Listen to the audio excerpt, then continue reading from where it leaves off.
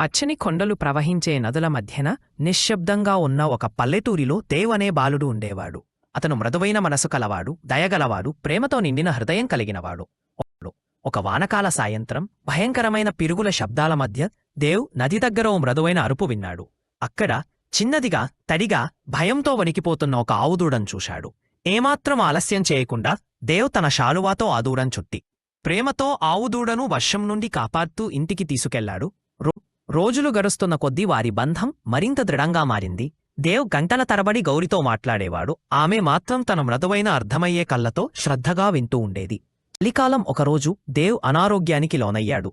దేవ్ మంచంపై నీరసంగా పడుకున్నాడు. గౌరి తినడం మానేసింది. దేవ్ ఉన్న కిటికీ దగ్గర నుంచి చూస్తూ బాధపడేది. మరుసటి రోజు ఉదయం దేవ్ మెల్లగా లేచి గౌరి దగ్గరికి వెళ్లి నేను ఆరోగ్యంగా ఉన్నానని చెప్పాడు. ఆ రోజు నుంచు దేవ్, గౌరి ఇద్దరూ చాలా స్నేహంగా, ప్రేమతో మెలిగారు.